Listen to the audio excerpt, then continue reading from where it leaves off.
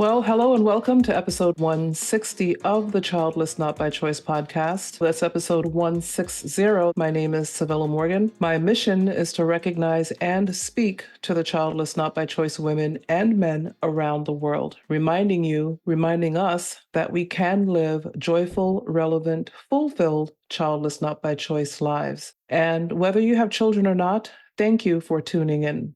What is today's show about? Well, you guys, I'm so excited. We have an interview. Finally, we have an interview episode. And today we're going to be speaking with one Mr. Sheridan Voysey. And so the episode title is My Conversation with Sheridan Voysey. But before we get started, I would like to take a moment to thank the people who make a financial contribution to the platform on a monthly basis, my Patreon contributors. Your contributions help pay my podcast producer, my podcast host, Zoom, where I interview most of my guests. I'm using Zoom today to speak with Mr. Voysey. So thank you very much. And if you are not yet a patron, visit patreon.com/childlessnotbychoice to set up your monthly contribution. If you don't want to give on a monthly basis, as some of you have already done, you may also go to PayPal, visit me at booksbycivillamorgan@gmail.com and make a contribution. Every bit helps. It's truly appreciated. So, yes, we have a guest. Mr. Sheridan Voysey is an author, speaker, and broadcaster with a keen interest on what makes life deeply worthwhile. Sheridan is a presenter of Pause for Thought on BBC Radio 2's Zoe Ball Breakfast Show, heard by 9 million people daily, and has conducted over 2,000 radio interviews in his 25-year broadcast career. No stress on me right now, you guys.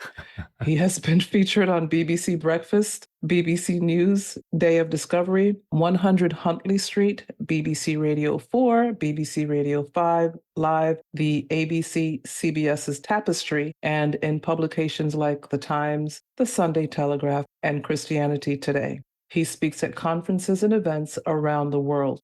So, Mr. Sheridan Voysey, welcome to the Childless Not by Choice podcast. It is an honor. Oh, it's great to be with you, Civilla, and thank you for that very kind introduction. I'm really not that clever. I've just kind of stumbled along as God has opened the doors and tried to do my best. Well, it seems so. And then I'm thinking about our setup as we first got started. I'm like, oh my gosh, I'm so pedestrian right now. We all have technical... Hey, I've had times when, I've been on major radio programs and, mics have stopped working and transmitters have failed. So don't worry, there's always some sort of technical problem that other people are generally kind of covering up and we never get to hear. We don't know. Yeah, we don't know. Exactly. Well, thank you. I appreciate that. So we're already started, so let's just do this. Our daily bread, may I just fan out for just a second and say that is where I first heard your voice. And I have been reading before they went, audio technical on us. I had been reading the little Our Daily Bread booklets since my early teens. Yeah. And I am of a certain age now, but I am just in love with the Our Daily Bread. And now I listen every morning on my phone. And that's where I first heard your voice. So thank you, Our Daily Bread. I tell you, they are a wonderful group of people to have written with all of these years. I think I've written with them since 2003 on various publications and now with Our Daily Bread. And for anybody who hasn't heard of it, it's probably the world's most read devotional. Something like 60 million people read it per day. It's incredible. And so you're absolutely not alone, and a wonderful group of people, humble group of people who are behind it as well. So yeah, big kudos to the ODB team. Yeah, I love it. I love listening every morning. And so that was pretty cool. And then I will just let everybody know that I also love the way we met as far as for this project that we're going to talk about today. Yes. Which is you had invited a friend of mine and a member of our Childless Not by Choice community, one Yvonne John, and she was not able to, but she referred me to you. And I thought that was just awesome because she didn't have to do that. And we get along very well. But that's what I love about our Childless Not by Choice community. We are in it for each other, and it is truly community. So that's how we got in contact with each other. That's from my end of things. Yeah, and I'm so glad that Yvonne did connect us in that way. I think we were probably connected already fairly distantly, on Facebook or something. Right. But to have a lot more kind of personal connection, for you to contribute to this important devotional, Praying Through Infertility, and your contribution to it, Civilla, has just been so important. So really glad that Yvonne made that connection for us. Yes, very happy about that. So let me ask you, and tell us as little or as much as you feel comfortable with, but tell us a little bit about you and your wife's infertility journey. Like I said, whatever you're comfortable with telling us. Yeah, well, gosh, I've been so public about this, and, it's something that I never was expecting, planning, hoping to be talking about publicly. But it was really as a result of a friend named Adrian Plass, who some people will know, who's written a number of books. He's a humorist. He's a very wonderful writer here in the UK. Wrote a very popular book some years ago called The Sacred Diary of Adrian Plass, aged 37 3/4, which is a very British title and is now, like he said, very out of date. I think he's now in his early 70s. But he listened to Marin's and my story, and he said to me, look, you really need to be writing this story out for other people. And I said to him, well, I don't want to be writing about infertility. I'm not the expert on infertility. And he said, well, you don't have to be the expert. And in fact, your story is much bigger than infertility. Your story is about broken dreams and starting again. And so that was then the beginning of us writing our story into a book called Resurrection Year. And that came out in 2013. And that tells our story of, well, we got married in 1996. Year 2000 was when we first started thinking about starting a family. And within about 9 months, realized that there was a problem on my side, and that unless we had some sort of technological help or some sort of divine miracle, our dreamt of child was going to be very difficult to have. And that was the beginning of what became a 10-year journey for us to try all manner of ways in which we could try and get our dreamt of child. We tried IVF. We tried special diets. We tried a chiropractic. I don't even know why, Civilla, but somebody said that might work. You try everything, don't you? We went into the fostering and adoption system in New South Wales. We were still living in Australia at that stage. Waited for nearly 3 years for that to work. That didn't work. Healing prayer, we tried it all. We tried everything that we felt comfortable trying. And at the very end of that journey, we decided we would try IVF again. We had tried it for the first time in 2006. It hadn't worked. We had then gone on to try fostering and adoption. And in 2010, we came back to IVF, and we decided, well, we will try as many rounds as possible as it might take for us to have a child. And I think we went through 3 rounds and multiple implantations as a result of that. And then on our very last embryo transfer, we were giving the news that we had pretty much given up hope of ever hearing. And that was, you are pregnant. And there was celebration amongst all of our family and friends who by that stage had been walking with us for a decade. And then on Christmas Eve of 2010, when we had all gone up, we'd driven up to spend Christmas with our families, we'd received another phone call from the IVF clinic, and they had said, we are so sorry, but you are not. And at that, Marin put the phone down, walked into the bedroom we were staying in, curled up in a fetal position, and that's where the dream ended. And so from that point on, we drove home to Sydney. We went to ground for a couple of weeks, and then we started to kind of tell family and friends what had happened and started to plan a different life. And that was, 2011? And here we are, all of these years later. Marin and I have been able to live an abundant life. We really fit your podcast, in fact, Civilla. When you say that, there is a life beyond being childless, not by choice.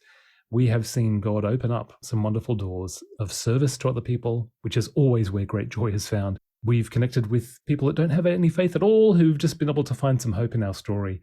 And we've been able to, I guess, have our hands free to do a whole bunch of other projects that have turned out to be very fulfilling for us personally and hopefully for other people as well. So, yeah, that's our story in a nutshell. Okay. Well, thank you for sharing that. And thank your wife as well for sharing through you. We appreciate that. I said, before we started recording that community is big, and yes, service is big for me. It's my thing. Yeah. Giving and serving, and it's not always easy. I've been on this journey for quite a while. As many of the listeners know, I had my hysterectomy in 2011, and years before that, I was waiting. In my case, it was fibroids and my biological clock and never meeting Mr. Right. So those were my issues. So we're all on this childless, not by choice journey, but we're in different places on the journey and we have different reasons for being on the journey, but it's still community and it's still a journey.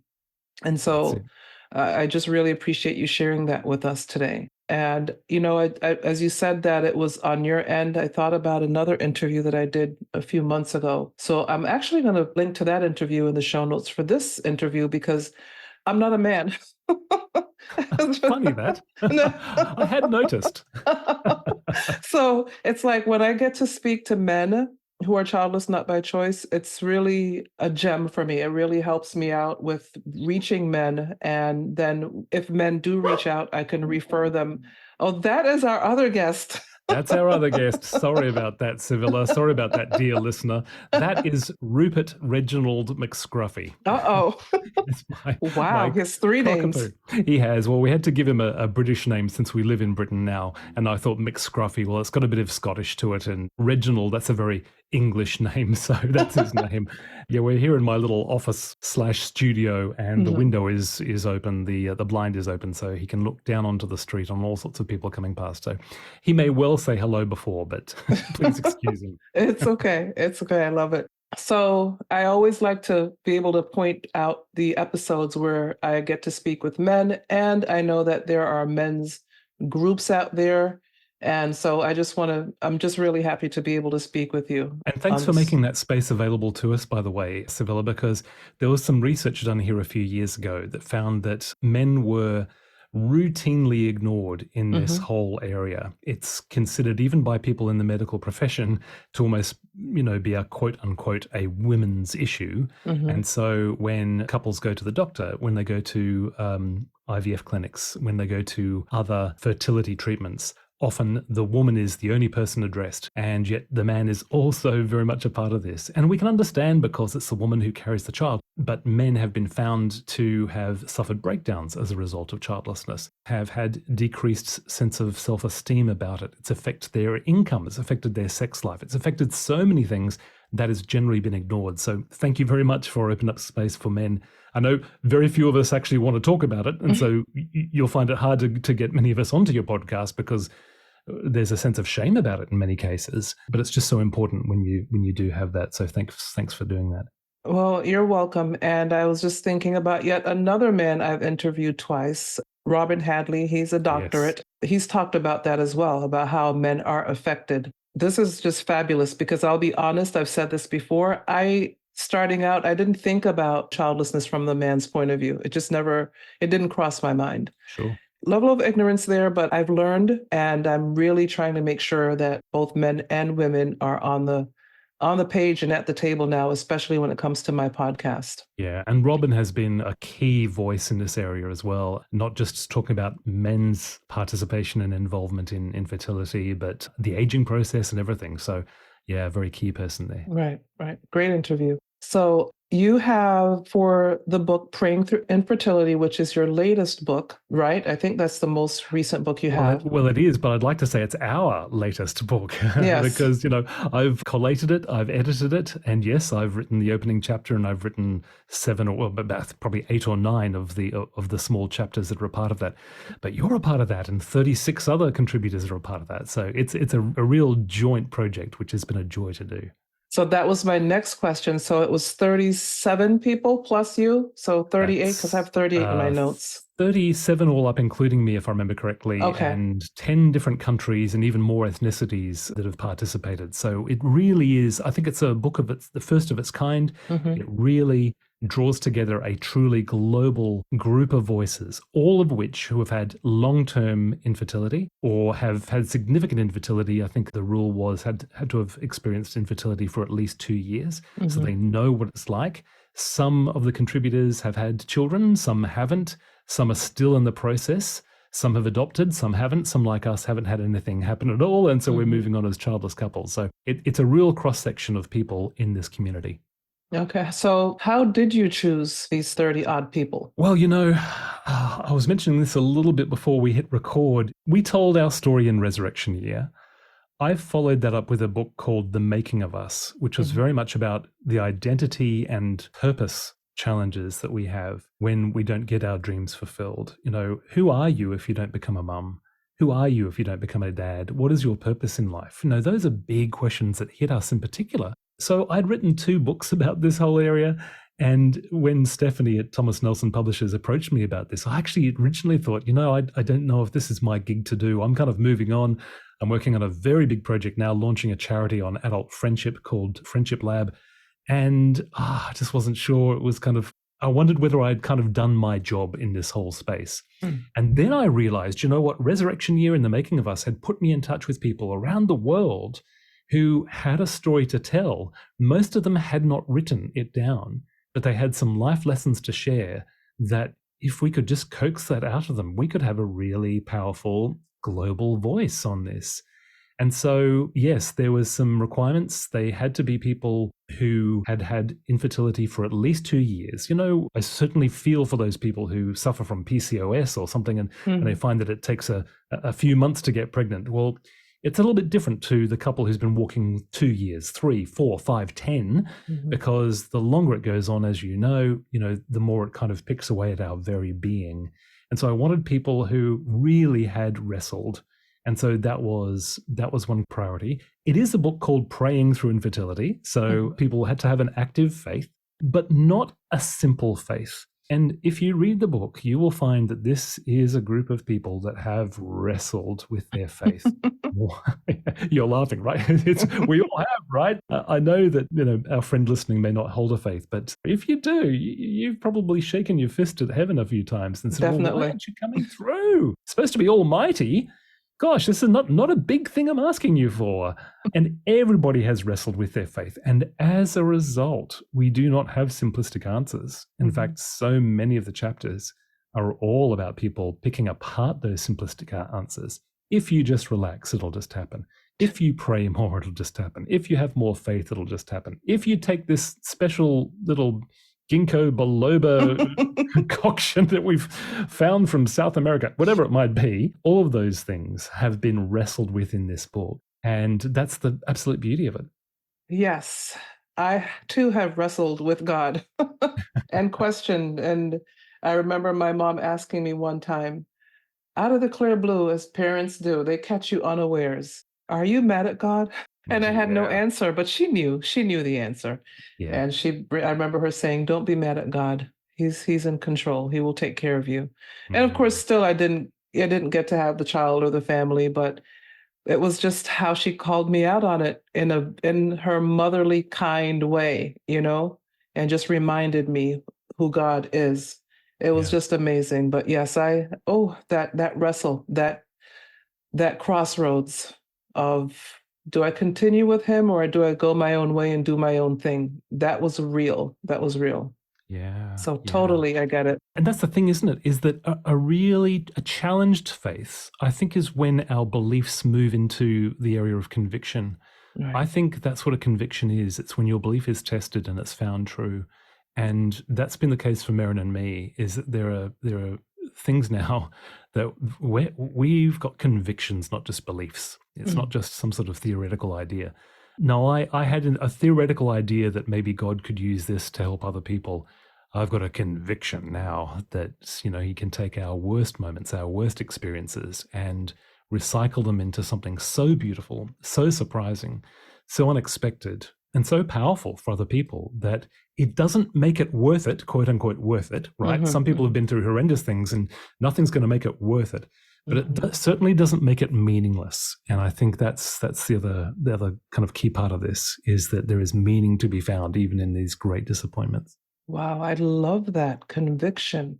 I never thought of it like that before. That is something I'm going to mull around in my head today. It's a conviction. I really, really like that. That actually helps me too, because yes, it does. I love that. It really makes, I don't know who's listening who may be feeling the way I have been feeling off and on through my childlessness, but what makes this worth it? But when you think of it as a conviction and it becomes a conviction, that makes more sense, and it does take it takes the journey to another level. It So does. I really appreciate you saying that. I think that's going to touch somebody today, like, or whenever they listen to this episode, the way it just touched me, because it really is helping me. Because I don't know for you or anyone else listening, but this childless not by choice journey, I've said this before. Yes, I'm going on 9 years with this podcast. July is going to be 9 years. Wow. And I never imagined it to be this. I started the podcast just because I knew it couldn't only be me, and I wanted to reach other people around the world and all these big dreams that I had. And I have, talked to people around the world. People email me from all over the world all the time, or they inbox me, and that's great. So the podcast is doing what it's supposed to do. But there are still times when I think to myself, why me? And then I have to remind myself immediately, why not me? And then remind myself that I'm talking to people who are looking to me for help. And I'm telling them, you still have value. Yeah. You still have things to do in your life. You can still have joy and be relevant. And so all of these things, I'll be honest, these things are all hitting me at the same time sometimes. Sure. It's not an easy journey, even though No, it's not. people may look at me as a leader because I'm doing this podcast. No, I still have my struggles. Oh, very much so. Very much so. And, I know that you've been open with your audience about losing your mum and then recently losing your dad. And of course, those little triggers can also set us back because, oh gosh, okay, well, who have I got now? Right. Those two stable people who have been around for all my life, the decades of my living. And so that might be also why you're feeling a bit tender about this as well. And those times will come. It's like a wound that we have. It's not a gaping, oozing sore anymore. It's healed over, but we've still got a wound there. And occasionally we'll be bumped by life and we'll realize, oh, that's right, I've got a wound there. Ouch, it's hurting again. Hasn't hurt for a while, but it's hurting again. And sadly, that is part of our human existence. But we are not without hope. Right. Can I give a couple of verses that just are really helpful for me these days that might help somebody else? Of course. In light of this. And it's the book of Ephesians by the Apostle Paul, and he writes these really wonderful words. He says, "Be imitators of God as dearly loved children and walk in the way of love." It's chapter 5, first couple of verses. Be followers of God, be imitators of God. So in the context, that's talking about take on God's character. Be kind, be forgiving, be compassionate. That's what it's talking about there. Take on those kinds of qualities. Build and grow in those areas. As dearly loved children, that is our ultimate identity. We can rest in that. When we're not a mother, we're not a father, we're not a parent, we don't have that identity. And in some cases, like I lost my career for a period of time when we moved over here from Sydney over here to Oxford. And it was wonderful for Marin's career. She could start again. For me, it took a couple of years to kind of really rebuild everything. For a while, I wasn't even an author, speaker, broadcaster. Nobody wanted to have me. But when you lose all those identities, you still got this one identity that can never be taken away. You are a dearly loved child of God. And then the third one is walk in the way of love. Those three verses have carried me through so much because whether you've got children or not, whether you're married or not, whether your parents are around or not, they give meaning and purpose and identity to me in those difficult moments and give me a roadmap forward. I'm to follow God's example, take on his character. I'm to enjoy my identity as his dearly loved child, and then I'm to walk in the way of love. And that might mean something as simple as helping somebody with directions today, or something as profound as what you're doing with this podcast, helping people, loving people by serving them. That might help some people today. So that's Ephesians 5. Yep, verses 1 and 2. 1 and 2. Okay, I just wrote it down because I'm going to put it in the show notes, because as I remind everyone every episode, be sure to check out the show notes because it's always chock full of information. So I will put this scripture in there, Ephesians 5, verses 1 through 2. And I'm well aware that we're not speaking to all believers, and everyone knows that I am a believer, but I don't lead with that because I want to reach everyone around the world. But Trust me when I say I am a believer. And for those who are listening who are believers, that scripture will be in the show notes. And even if you're not believers, I've heard from people from India, from all over the planet, definitely countries where Christianity is not the main religion, but you're still welcome to read Ephesians 5:1-2, and I'll put that and the whole verse in the show notes today. I want to also say that before you read the scripture, you said something about me not having my parents anymore. And there's no way that you knew, because episode 159 has not aired yet. It's at the podcast producers now. This is episode 160 that we're in now. Episode 159 is at the podcast producers. And in that episode, I say that my buffers are gone, that my parents were my buffers, and now I feel like they're gone. And it's just amazing that you just said that. It's like, wow. Wow. Maybe we've got another producer that we can't see at the moment that's helping us with this episode. I wonder who that is. I wonder.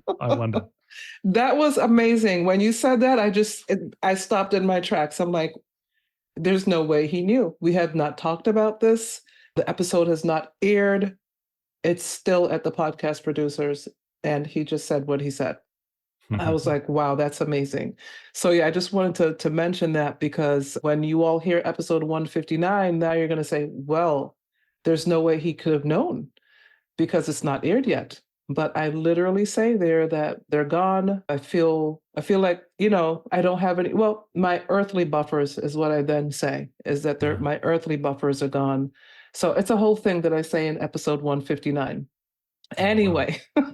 For anybody who hasn't heard that, we better go back and listen to 159 now. Right. When it comes out, it hasn't even aired yet. That's the thing. It has not aired yet. The only people that have heard me say that is me and my podcast producer. But you just mentioned it. So it was just amazing to hear that. Speaking of your other books, as we kind of wind down here a little bit, I wondered, and I may have the answer, but I'll ask for the listeners. Do you feel like your previous books led to Praying Through Infertility? At least the books about, you and your wife's journey? Definitely. Yeah. One is the very practical aspect that I've already mentioned about those books putting me in touch with readers who then emailed me and have given me their stories privately, and then me going back to those people, years later and saying, hey, would you then contribute to Praying Through Infertility and give us the lesson you've learned as you've gone through this? So that was one very practical way. Secondly would be, Civilla, I think before I wrote Resurrection Year, there was part of me that was still in this mindset of, again, kind of speaking from the angle of faith, almost wanting to put God's best foot forward for him, almost kind of not really wanting to talk about the difficult aspects of faith, only the positive aspects of faith. And you know what? That really isn't the way God works anyway. I mean, anybody who reads the Bible will find that it is incredibly honest, and God allows it to be honest. I mean, there's people like Isaiah and Habakkuk that are basically, again, shaking their fist at heaven and saying, why aren't you doing this? And, come down from heaven and come and do what you're supposed to do. That is all a part of an active faith, is actually having an honest conversation with God, and then to be able to expand that to other people as well. So in Resurrection Year, feeling like, God was ignoring us. And I would never have been writing about that publicly in the past. Doing that, being honest about how those moments really felt. And of course, then adding those bits where, God does come through in a very surprising way, in the way that you weren't expecting. That's all important too. But, we still got whole big questions to our infertility journey that I don't think we'll ever have answers to. And I think that also is just a really important part of walking in faith too. And even if you're not a person of faith, how do you reconcile the mysteries? How can you hold those unanswerable questions without them pulling apart at your soul, stretching you in so many different directions? You feel so thin, like there's everything inside you has been hollowed out. Well, one way, and that's been my experience, has been to be able to place them in God's hands and to recognize that, yes, there's some disappointment there, but he knows all the stuff that's going on behind the scenes that I never would know about, and what's in store, what's coming up in the future, all of those kinds of things I can never know about. That's one way in which I can deal with those mysteries. So that would be two ways in which those previous books have led to Praying Through Infertility. And I guess really Probably a third aspect would be that some of those books opened up a deeper relationship with Our Daily Bread that you started this conversation on. And all these years working with Our Daily Bread, working with some of the best editors around, really kind of coached me into how to pull a devotional like this together. It's a 90-day devotional. You've got 90 very short chapters that give you one inspirational thought for that day. And so Civilla's is all about, well, who's going to look after me when I'm old? Which we all wrestle with. And so she tackles that and then reflects on it in light of scripture, reflects on it in light of her own personal experience. And then there's kind of a little powerful quote at the end, a little inspirational thought to get you really kind of mulling over that for the rest of the day. That's basically what a devotional is. It's kind of one powerful thought for you to really take on into the rest of your day. 3 months of those. So that's really what the project is. And it already is really helping people and healing people, which is a great joy. And Civilla, you've been part of that. So thank you again for your contribution to the book. Thank you for inviting me to contribute it. I'm really looking forward to really getting the word out. I'm really good at that, actually. So Right. I'm really working on that on my platforms. It's been amazing to be a part of. Kind of veering off a little bit from there. Open house. Is that Yes. about writing? Did I catch that right when I was doing my research? Open House was the national radio show that I started and then had to leave in Australia when we kind of looked at what a new life for us post childlessness was going to look like. And Merrin, my wife, she really had only one other dream apart from becoming a mum, and that was to live and work overseas. And so when she got offered a job at a little university you may have heard of called Oxford University, we made the move over here. But that's the other part of, I guess, our story is that Open House was a 10-year dream that came true. And it came true around about the time that our 10-year dream of having children didn't come true. And so Resurrection Year really goes into this in a lot of detail. You know, it's a book really about 2 10-year dreams. And so I had to leave the Open House show so that we could move over here to the UK. And that was a grief because I loved it. It had been 10 years in the making, a very unique show. It was the first show of its kind, nationally networked across, in the end, it was like 10 odd cities in Australia, which is big for the Australian context, about 100,000 listeners on a Sunday night, which again is very big in the Australian context. And I grieved for easily 3-4 years about that show. Yep, life has so many different angles to it. And that was another grief, not just, grieving children, not having children, but grieving that particular show and that career path, actually. Okay, so it was a show. I don't know why I thought it was writing when I... well, some books came out of it. So there's 3 books, Open House books that came out of it, which were transcripts of some of the interviews that I did. This is totally... I guess it doesn't even really matter, and maybe it does, because I have a lot of Australian listeners. When I look at where my listeners are in the world, it's the US and then Australia. So I don't know how that happened, but that's cool. That's wonderful. So let me just take a time out for the Australian listeners who are probably wondering what I'm wondering. Are you both Australian and you moved to the UK? Is that what happened? Or are you UK who lived in Australia? Can you tell us a little bit about that? Yeah, both Australians who moved to the UK, but I happen to have dual citizenship because my parents were British. So I was born in Australia, but British parents, so I've got dual citizenship, so I can play either team. Okay. Depending on which one's playing, I can say, yeah, I'm going for Australia today, and then tomorrow I can say, no, I'm going for Britain. Oh, okay. I get it. Okay. I don't know. For some reason, I thought you were British, and that was it. I thought you were UK. So that's interesting. So yes, to the Australian listeners, he's Australian, they're Australian. Yeah, I don't know how it happened, but I'm telling you, the first people to reach out to me when the podcast first started were Australians. Well, we're good people. We're good people. We're hospitable people. We're egalitarian. We love everybody. So there you go. Yeah, that was pretty cool.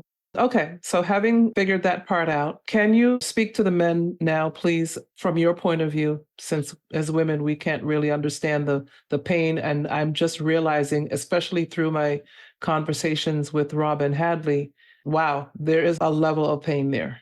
Oh, huge. Yeah, huge. Oh, gosh, where do we start? The first one is to just say, we see you. You are not ignored. And while sometimes when you go to the IVF clinic and everybody's focusing on your wife or your partner, we see you. At least there's a group of men and we get it. And we want to be with you as much as we can practically in that kind of journey. Secondly, would be to say our society and our culture has linked masculinity so tightly with siring a child that I think that needs to be rethought. It's been inherited through generations, etc. But, your masculinity can withstand even not having children. You are a man, even if you don't ultimately become a dad. And I think that's really important. We need a sense of self that is bigger than that. Our culture tends to give us an identity based on only two poles. The first pole is parenthood. Who am I? I'm a father of three. The second one is vocation. Who am I? I'm an engineer. And that's the same for women as well, by the way. Mm-hmm. Who are you? I'm a wife and a mother of two kids and a graphic designer by trade. There are other sources of identity out there, and other cultures have got them, but Western culture, we've reduced it just to those two things. You are bigger than that, and so is your masculinity. So that would be the second thing I would say. Thirdly, please make space for your emotions. We have seen this time and time again. It's reflected in Praying Through Infertility. Guys, particularly British guys, but Western guys in general, we have so switched off our emotions because, again, the script we've been given has been very much about to be a man means to be stoical. It's to hold our emotions in check. It's to not let anybody see our lip quiver or our chin quiver, to not have anybody be able to see that I'm struggling right now. Please make space for your emotions. If you find that difficult, here's a really helpful tool that might help, and that is to get yourself a journal and make a commitment that this is a journal that only can be read by you. Not even your wife can read it, because that way you can be ultimately completely honest. My journal is for my eyes only. I've kept a journal for decades now. And by the way, I don't keep it every day. Sometimes I'll go months without putting anything in it. It's my servant. I'm not here to serve it. So you don't have to journal in it every day, but it's for my eyes only. And so I can be ultimately honest about how I feel today. Write that down. Don't worry, nobody else is going to read it. Then find somebody else that you can trust. Really helps if you go through one of the men's groups that are set up so that you can speak to somebody else who is going through this experience. But it doesn't have to be somebody who's also going through infertility. If you can find one guy who has empathy, who can listen without judgment, listen without trying to sort it out for you, you can just listen. And if you've got a good mate, maybe that's probably the challenge for you actually, is to go to that guy and say, look, I want to share some things with you. And it would really be helpful for me if I could just kind of spew them all out. They're probably going to come out mumbled and jumbled and not even going to know, in what order they should come out in. But I'm just going to talk. And if you could just listen, that would be a really great way to be my mate at this point in time. So make space for your emotions. If you don't, your emotions go somewhere. And generally they go inside, they go down deep. And at some stage later on, they're going to come out. And sometimes they come out in ugly ways. So make space for those emotions, including those dark, difficult emotions where you're disappointed, you're angry. Make space for that. Write them down, share them with a close mate. And if needed, it's no harm in going and getting some counseling. For both Maren and I, that was a really important part, actually. Talking to some qualified people who really had good listening skills and could just kind of gently listen, guide, probe a bit and help us to walk forward. So I hope that's the beginning of an answer for our male friend who's listening. It definitely is. And if anyone heard me typing, I wasn't being rude. I was literally typing out the suggestions. And I've also put those suggestions in the show notes. Create a journal, find someone you trust, join a men's group, speak with a man, and he does not have to be childless, not by choice. He just has to be empathetic, make space for your emotions, and get counseling. That's enough for us all to start working on, isn't it? It's a great list. And so I wanted to make sure, of course it's recorded, but I wanted to make sure that I put it in the notes as well. So definitely have those in the show notes. Another reason why it's so important to check out the show notes. Thank you so much for speaking directly to the men. It's really appreciated. As you were speaking, I remembered my brother telling me after I had been laid off from a job where I had worked for 11 years. And the last 7 of those 11 years, I was actually a registered representative, also known as a stockbroker. And so that layoff hit me really hard because I felt like that's who I was. Right. And my brother had to remind me, that was not who you were. You're Civilla Morgan. Being a stockbroker was your job. And so when he told me that, I don't even know if he remembers, it was so long ago. When he told me that, it just really made something snap in my mind that, yes, the Western world makes us think our vocation is who we are, but it's not. And I'm sure that's probably something that affects men even more so than women, even though it does affect us even more so than women. So thank you for all of that. It's truly appreciated. But now I'm going to ask you to speak to all of us in general, men and women, and just give us a word of encouragement before we close out. Oh gosh, no pressure, Civilla. Boy, we're pulling it all out. But this has been such an enjoyable conversation. Thank you. I think I'd like to kind of end with this. I mean, none of us really know how this journey is going to end for each of us in terms of our fertility journey. Now, it might be that for a good deal of us, we will get what we want in some kind of way. I mean, statistically, for most people, something will work. IVF will work, or you'll get pregnant naturally, or fostering and adoption will work. There's only a very small percentage of us for whom nothing really comes through at the end. But we don't know, do we? We don't know if we're kind of one of the small percentage who don't get anything in the end. I'm just here, I guess, to encourage you that even if you don't, there is still life for you at the end of that tunnel, on the other side of that line when it comes, if it comes for you. And the fact that there really is an identity for you beyond being a mother or a father, as wonderful as those are, and if you get it, what a wonderful blessing. And there is an opportunity to share what you're learning right now, in fact, with other people, and to redeem it, to recycle it into something.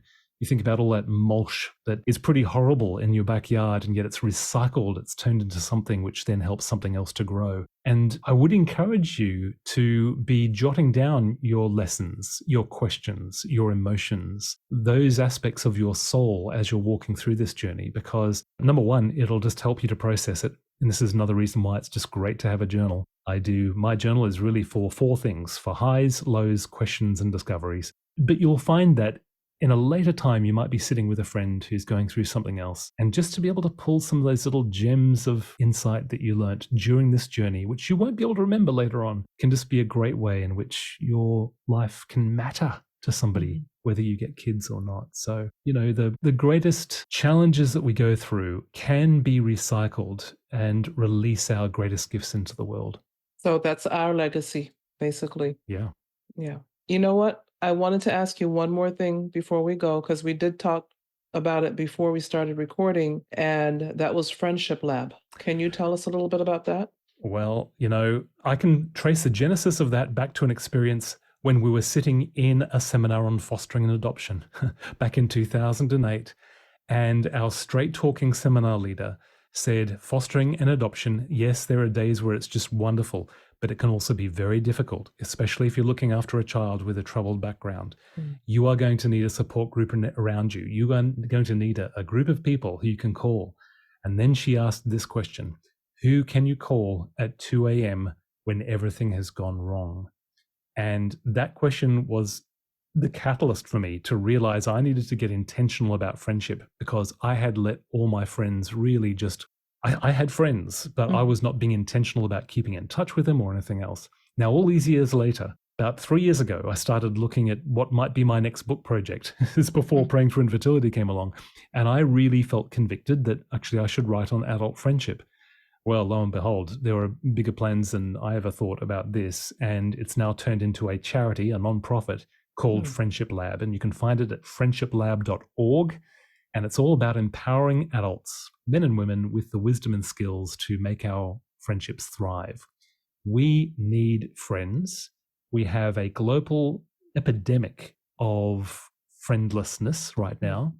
Gallup recently released a report. They did 140 countries, and they found 25% of the world is lonely. We've seen 20 to 25% of Brits, 25% of Australians, and something similar for Americans who say they have no close friends. The number of people in America who say they have no close friends has quadrupled since 1990. So we've got this big area of friendship. We've completely ignored friendship. We've focused so much on romance. We've focused so much on family life that we've ignored friendship. And it's one of the other strands, I think, that's come out of our infertility. for Marin and me is this focus on friendship, and now pulling together some evidence-based courses that will help us all to make our friendships thrive. So friendshiplab.org, we've been piloting a 6-session evidence-based course with the University of Leicester. The results have been amazing. We'll be launching officially later this year. I would really invite you to come and be a part of it, because we all need to be much more intentional about friendship. Thank you for telling us about that. I've actually gone ahead and put that information in the show notes as well. I'm really looking forward to that, because I think especially in the childless not by choice space, we need friends, the ones that you can call at 2 o'clock in the morning, for sure. Because as you said, I know it probably sounded a little bit morbid to some, but our friends are probably going to bury us. That's right. That's right. So if we don't have children, who is going to be there at the funeral? It's going to be our right. friends. Right.